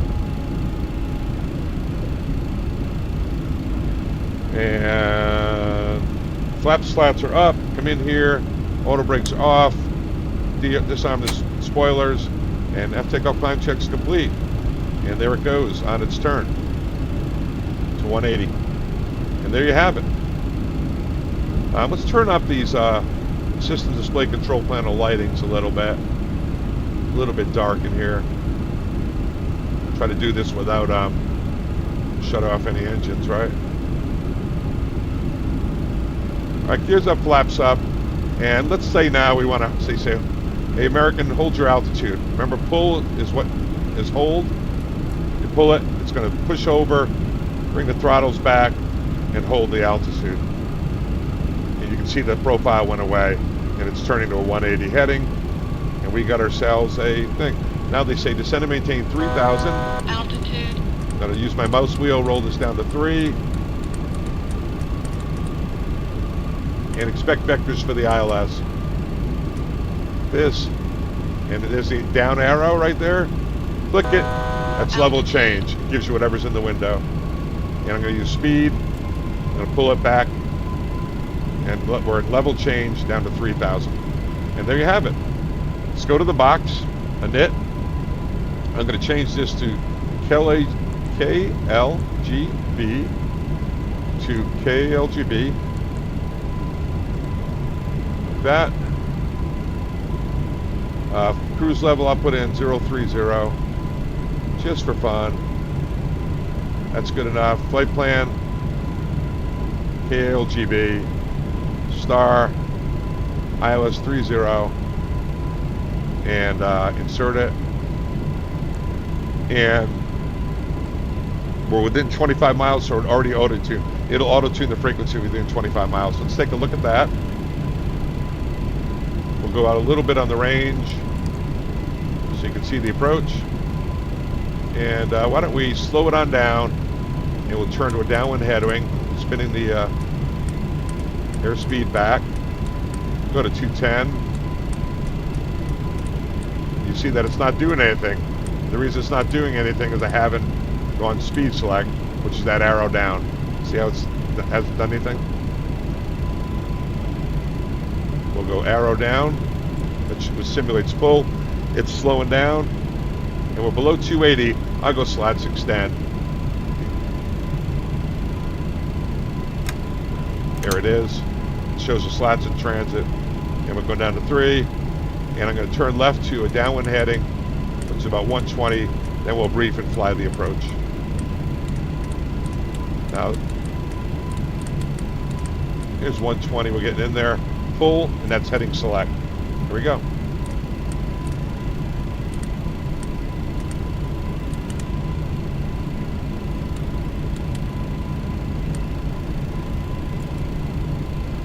All right, so what are we doing? We got slots extended. We're going to a 120 heading, which is a downwind. We're out of 4 for 3. Coming back in, we make a PA, let the people know the captain has to go to the bathroom. Or somebody forgot a briefcase, some silly reason. Won't get dramatic with a medical emergency. We got the ILS set up. Let's brief it.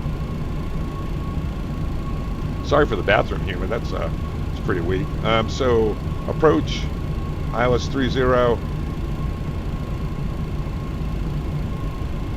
110.3.301. We know that's in there. 3,000's in the box. This is not a Cat 3. Altitude is because we're getting close to the altitude. You got Gunny at 1,600. There's Gunny at 1,600. Lucic at 3. Okay. And in the box, if you go next, you've got to intercept, climb into 3,000 on the mist. 3,000 on the mist. The date is good. All right, so 11S1, 29 March 24, 10-3-301, Gunny at 1,600, decision height 258 or 200 on the radio. We'll use radio altimeter, and you can see we already have that set at 200 for our minimums. Okay? And after landing, we're not going to do anything. We're going to actually stop on the runway because I want to try FSIPanel to see if I can do multiple approaches. I want to show you that. So let me just do this approach. We'll come to a full stop on the runway. If you go over to the box, see if I can figure this out. Perf. At KLGB. Runway 30. Get the weather information. There it is. Landing weight. Remember I told you, let's say it's just 370. Put in all these numbers. Low on the auto brake, reverses all, flaps 35. Calculate 8,500 footprint runway. We're going to go 51, 55. And we'll go low on the auto brakes. I'm going to go arm the spoilers. And approach is briefed. We'll come on in here and fly it. So heading select, I'm going to use my Logitech panel for this. I'll get it set up on a base turn like this. We're about 10 miles wide according to the scale, so no problem. And then we are outside of Lucic, so I'll go pull down, heading select.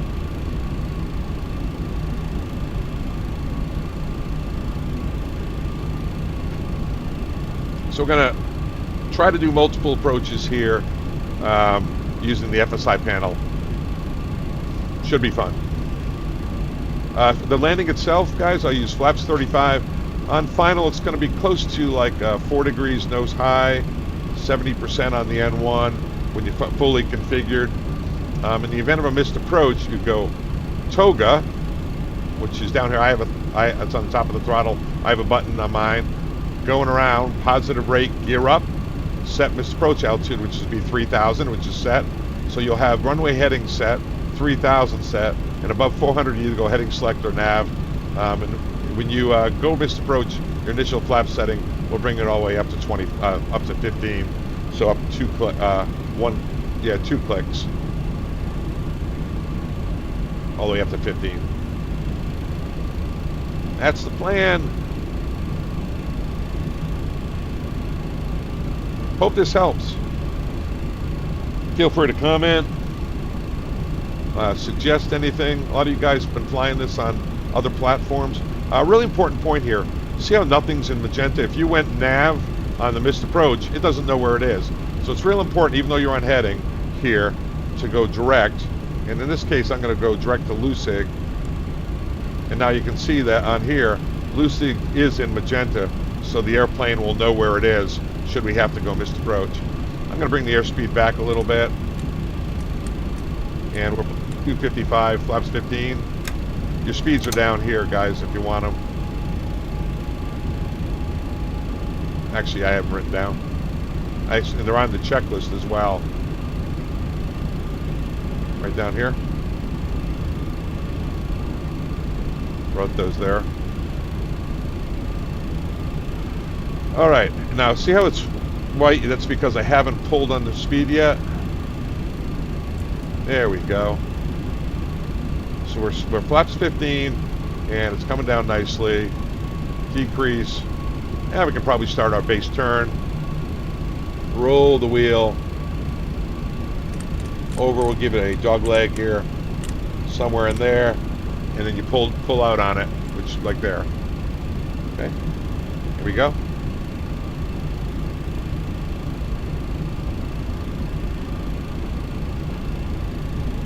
And on that dog leg, I'm going to go approach land, arm, and it gives me land arm. This thing will auto land without a Cat 3 runway. As a matter of fact, let's do an auto land on this first one so you can see how it does. There's a couple items I want to show you. We'll do an auto land. Pulling an arm, the speed, it's coming back. Loc is armed. If you remember, missed approach is 3,000. There it is, loc capture. You see how that Lucid was in pink and the FAF is in pink? Now we know that if we go nav, I'm going to bring the heading around. There's the three things I want to set on my heading, altitude, and airspeed for the mist to have that ready to go. So the heading is set, altitude is set, and just the airspeed preset to go. And there's glide slope capture, loc capture. Once you're on glide slope capture, you can set your missed approach altitude. In this case, it's already set. And at 1,500 above the ground, which is 1,560, it's going to do a dual land check. Altitude. So now it's in white, which means it's flying everything on the panel. Altitude. I don't know why it's saying altitude when they're on glide slope. And 1,500, you'll get green, loc green, glide slope green, and dual land if it passes. All right, let's bring the gear down. 2,500. Once the gear's down, we'll start bringing out some more flaps. You can preset the airspeed that you want. See, I haven't pulled on it yet, so go down to 160. We're going to be flying a final 130, 144 according to the box. All right, gears down to 4 green. We'll go flaps to 28. One more click. So we got the heading set, the altitude set. The way you set the airspeed is you can go FMS speed once you're at final flaps, and then you can roll this up to preset it. You know, the preset will be an open box.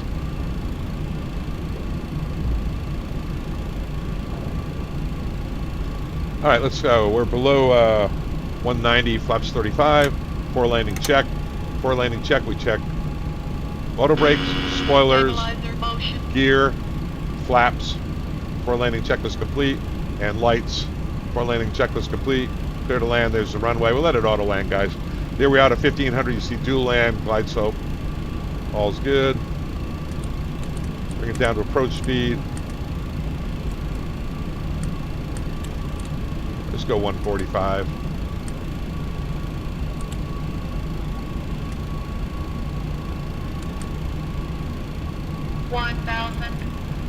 We're stable. There it is. We'll let it auto land here.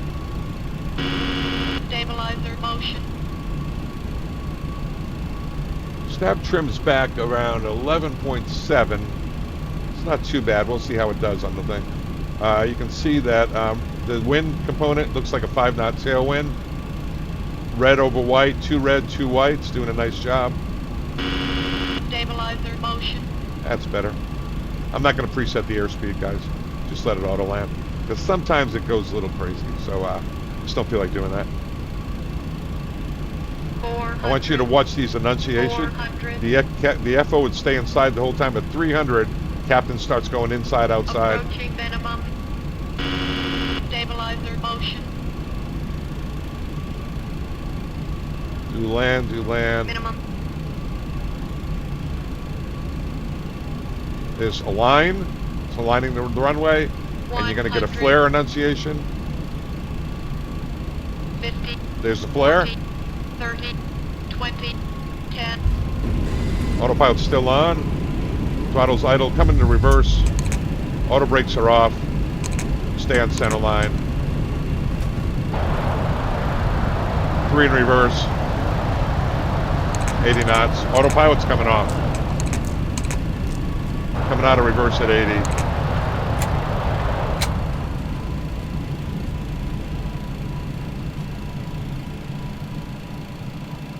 Thumbs up. There you go. All right, let me try something here. I'm going to pause it and get FSIPanel set up. Let me go here. Okay, I've opened it up. I'm going to go on a long final. This runway 30 LaGuardia, Long Beach. I've never tried this before, so this is how to do multiple approaches. So it's FSIPanel 2020. It has communications, malfunctions, fake co-pilots that run checklists. I love this program. Get on over there. JP is the owner, operator, real airline pilot, real responsive. Get on their Discord. That's all I got to say. Advanced edition. Here we go. Here we go. So that's right. I'm going to go long final. This may or may not work out, guys, because I'm not real good at it. ILS 30, 9-mile final at 2,700 is what they're going for. Move the aircraft. Keep your feet away from the controls. It says my control. Preparing your aircraft. Standby. Altitude. Takes a little while. Altitude. It's setting the box up. Don't touch anything. See how it's typing in KLGB. I'm not doing that. Altitude. Pull up. Altitude. Pull up. Pull up. Altitude. Pull up. Flat Pull over up. speed. Pull up. Flat over Pull speed. up. Pull up. Flat over speed. Pull up. Pull Flat up. over speed. Pull up. Flat over Pull speed. up. Pull up. Flat over Pull speed. up. Pull up. Flat over speed. I'm not going to do anything Pull up. because this is Flat over a speed. e-ticket ride. Flat Pull over up. speed. Still says preparing the approach. Flat It's over not speed. giving up, so why should I? It says don't touch Flat anything. over Sync rate. speed.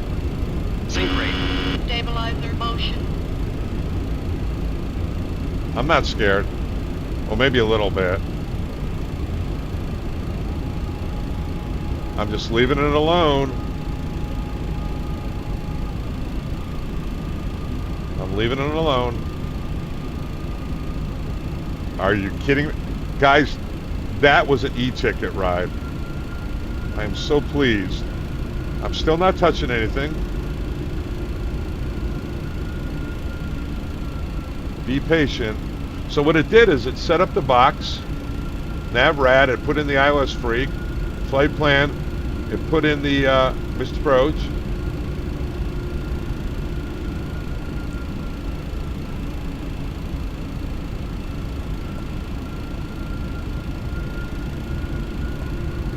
Everything is set up.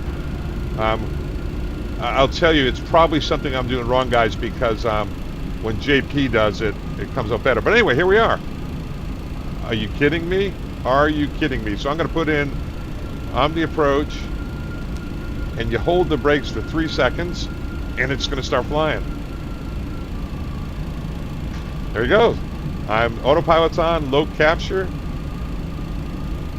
That was awesome. There it is, glide slope capture. Now when JP does it, guys, that's the first time I've ever done it. It comes out really good. It just smoothly goes out there.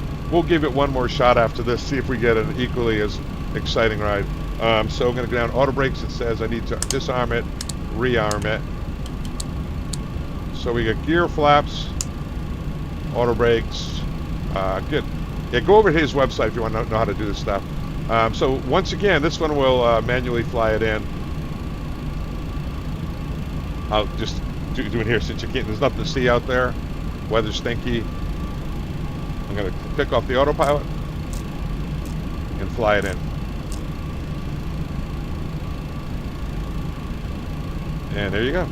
You can see the pitch. The power is set around 65%, which is Stabilizer fantastic. That's exactly what it should be set at. The pitch is around 4 degrees nose high. Just keeping it in the bars. Naturally, as you get down lower, it gets closer. Got the misapproach altitude and heading set. We'll just hand fly it on in. I'll do one landing. We'll call it a day. I mean, I should give it another chance to do that because that is really cool. But anyway, a lot of fun. Let's see how it goes. Yeah, so take a look at that pitch. It's around 3.5, 4 degrees nose high. You can adjust your sensitivity for the pitch axis in Microsoft Flight Simulator. on this. It flies fine without the pitch axis adjusted. I know some guys are running around 55, 60%. This guy named Juna that's all over the Discord, he's one of our guys, outstanding guy. He uses 60%.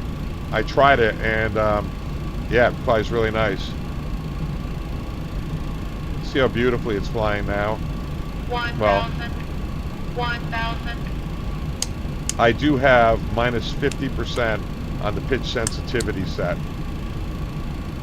For the first time, actually. And it flies nice. Alright, so we got glide slope green. We have dual land, but we're hand flying it. We'll come back outside for the landing. There it is.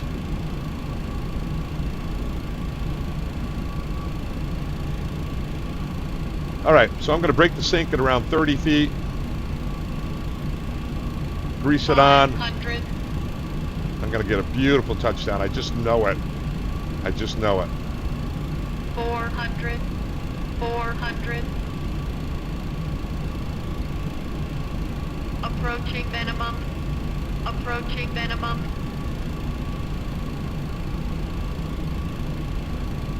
Minimum.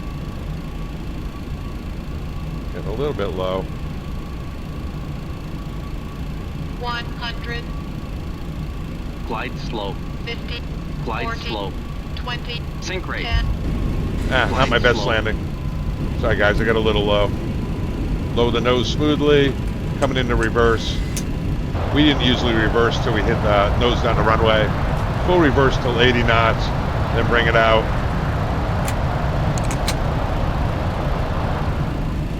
Come out of reverse. Want me to try it one more time? All right, let's stop here. Nice job. Okay, we'll stop here. I want to try that FSIPanel again. All right, guys, I'm going to do this. I'm going to come here. This time I'm going to reset the auto brakes. Spoilers, I'm not going to do anything. I got my hands off everything. I'm going to go FSIPanel. I'm going to go, landing report. Very good landing distance. Deviation from center flight, 19 feet, unsafe. Touchdown, minus 177, nice landing. And bank and touchdown, and perfect. So I wouldn't have given myself that high a rating, but JP did. So let's go move aircraft again. Where's it gonna take us? 2,700. I'm really having fun. 2,700 feet. ILS 30, 9 miles out. Let's go. Hands off. See how it does. FSIPanel 2020 for Microsoft Flight Simulator. We'll see if it does a little smoother job this time. Although that was just a blast. Yeah, it's going to do a better job this time. So right now, you can see the box is being programmed. I'm not doing any of that. He's doing all that. Box, green box, throttle's coming back. Just don't do anything. It's telling you, preparing your aircraft. We're not getting the e-ticket ride this time. And if you look in here, he's got the iOS tune. Only thing I would do probably is get that in magenta in place you go mist. So I would go direct to that to get that in magenta so that nav works on the missed approach. And I'm not going to touch anything until it stabilizes. JP says that we're ready. It's 3 seconds, but we'll let it. I'm going to let it come back here. I'm going to select FMS speed. So I see that it was a highlighted magenta. I'm going to go to the box. I'm going to go direct to the FAF so that the missed approach will work. And I'm going to arm the approach. And I'm going to, what could go wrong? All right, so let's disconnect the brakes. 1001, 1002, 1003. There it is, autopilot's on, low capture, glide slope capture. FSIPanel 2020 for Microsoft Flights. I don't own this thing, guys. I'm an unpaid intern over there, too. I'm an unpaid intern pretty much everywhere. We are an hour 49 into this video. I hope you guys are enjoying this. Here we go. Low capture, glide slope capture. All right, how can I improve my landing? It was actually a pretty nice touchdown. I know it seemed a little rough to you, but you've never seen my other landings. So let's go to 3,000 in the window. 500. Setting up for missed approach. 301 here. I always check, and oh, that's not magenta. So let's go. I did the wrong one. Now it's magenta. So there's four things to check: altitude, heading, magenta, and airspeed armed. See, watch this. I'm going to bring this up. I want you to notice this little open bar there. That would be your missed approach airspeed. So if you go level change on the missed approach, you'll have in this airspeed would be in there for you. Usually we bring it up to 210, which is a good holding airspeed for the MD-11. So we got 4 things set. You got airspeeds preset, headings preset, altitudes preset, and you've got the point in front of you in magenta, so you know if you go nav, it knows where it's going. How's that? That's a good video. I'm not going to do the, should we taxi in here and end up with a taxi in so we can do the shutdown checklist? Where are we? 30. I got to get over. I'll just pull off. Should we go back over the delivery ramp? Now just get off somewhere, shut it down, and we'll run a parking checklist, just so we do that for the purposes. There we are, runways in sight. Autopilot's coming off. There it is, autopilot's off. Wants to pitch down a little. Good. Roll stable. All right, JP gave me a bad critique, 18 feet off center line. So let's see if we can get on center line and get a little better. So again, 30 feet will break the sync. I got a little bit low on final. I'm not going to do that this time. Going to make sure we stay at or on the glide slope. I see the VASIs out there. 2 reds, 2 whites. See all the green, low green, glide slope green, dual land for the Autoland. You'll notice a line at I think 300 feet, flare at about 50 feet. If you were auto landing. Yeah, a little high. Just down a bit. Not too much. It's okay to be a little higher on the visual here. Actually, see that with 1 red, 3 white. It's actually not bad on a wide body. A little high. Definitely getting high. Approaching minimum. Long enough runway. Definitely high. Minimum. Stabilizer motion. 100. Sync rate. 50. Pull up. 40. 20. Sync rate. 10.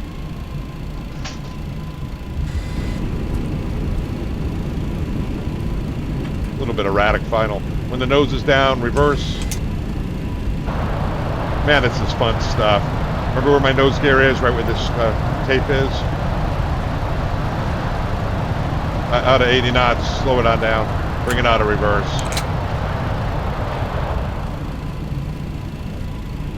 Safe speed to turn off. And we'll go flaps up. And after landing checklist. Oh man, that's fun. That is so much fun. Hey, there's our ramp over there. Should we go park back in the delivery ramp over there near that FedEx MD-11? Let's try it. From whence we came, right? I mean, a Freaky D built it for us. We might as well use that bad boy. All right, gears up, flaps up. We'll get the lights here in a minute. Yep, 1994 vintage American Airlines, McDonnell Douglas delivery ramp. Pretty cool.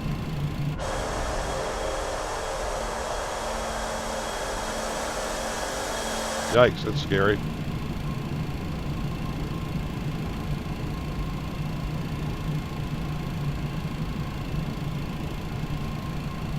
I figured you guys might want to see another shutdown and everything, so we'll do that for you. Not sure this is an open taxiway over here, so I think we've got to go up a little further.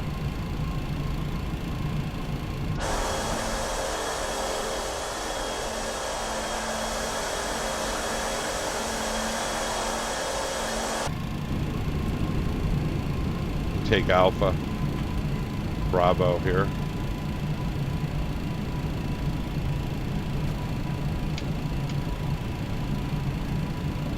Turn off the turn off lights, strobes, landing lights.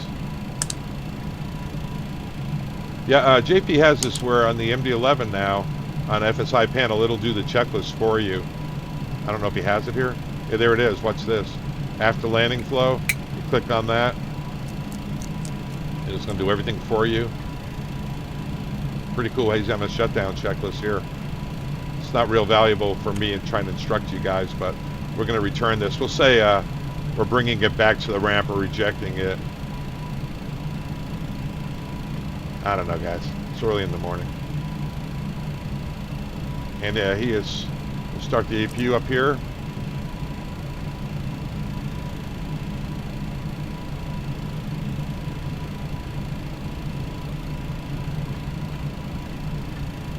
There is an after landing checklist that we have built for you for takeoff. Clear of the runway. Float stab stabilizer, good. Yeah, that's how we set, if you remember, set the stab trim at 3. We landed with 11, which is usually it's down around 8. I'm going to set it up. Looks like we might have frozen up here. Is that true? Nope, there we go. And we set it at 3 for the reasons I mentioned, so that it's, I think it's for actually moisture and things like that, but it also, you can look out there if you're doing the walk around and you don't see it on that 3-degree index, which is painted on the tail, you know we have a problem.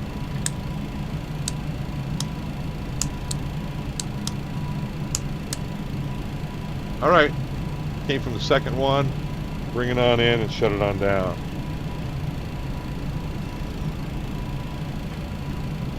Pretty tight squeeze in here.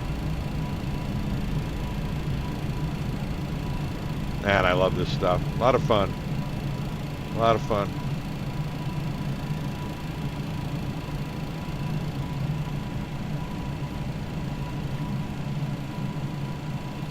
I'm afraid to look outside to see how I'm really doing with this alignment with those buildings so tight.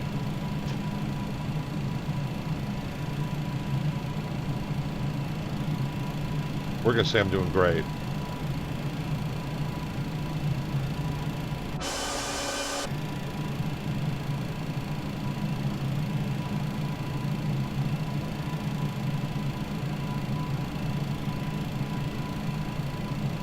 No idea.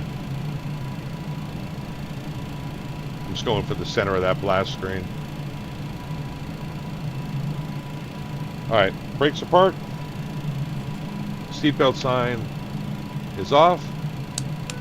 APU is established. Cut off, cut off, cut off. We turn off the window heat. We turn on the APU air. Get the packs running. We turn off the ignition. We turn off the emergency light switch. But we also got to turn off the lights. The navs are on. Turn off the high intensity lights. Should have got that.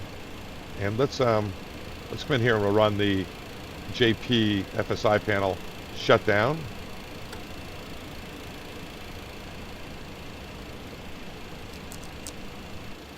You can see that they're running it for you. Emergency lights are off. We'll turn the IRUs off. Let's let these execs off. Sorry if I said anything offensive about that. I don't really mean it. Select parking. Nah, we'll just do this. All right, guys, let's go outside. By the way, here's the checklist. Parking, brakes, seatbelt sign, external power. Yeah, we can go ahead to the box and we'll get services set. It's always good to get those brakes off. It helps the pool. And there we go. And we should be able to get a landing grade from JP for that one.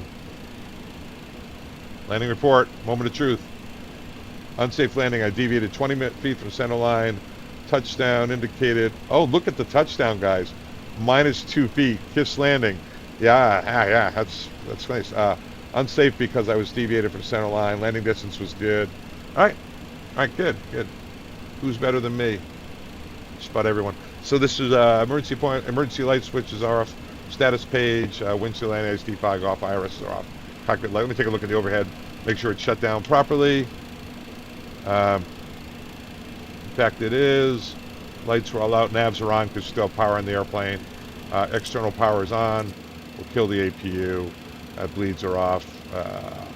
And we'll turn our lights down.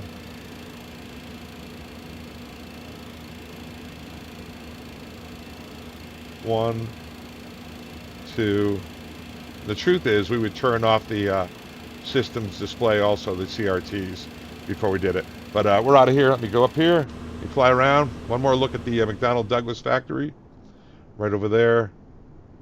Only other thing that we did not have a chance to look at over here was a C-17 factory by Boeing. This is vintage 2001. A lot of fun, right, guys? You gotta have fun doing this stuff. Leave any comments you got, suggestions, critiques, whatever you got. I'll be making a lot more videos. It's nice to be out from under the non-disclosure agreement. It really is. So that's the MD-11, guys. You got to get this airplane. It is fantastic. It really is. I know it's kind of in competition with PMDG 777. If you got the money, you definitely want both of them. Both fantastic airplanes. TFDI is not in competition. They do not even think that. They think the world of PMDG. I know that just from talking to the guys. They're just fantastic. Thank God they're here. Microsoft Flight Simulator now has a couple of heavy aircraft. And in the case of the TFDI, even a beautiful cargo airplane. But here we are, birthplace of the MD-11 with McDonnell Douglas, Father Time. We're out. Take it easy, guys.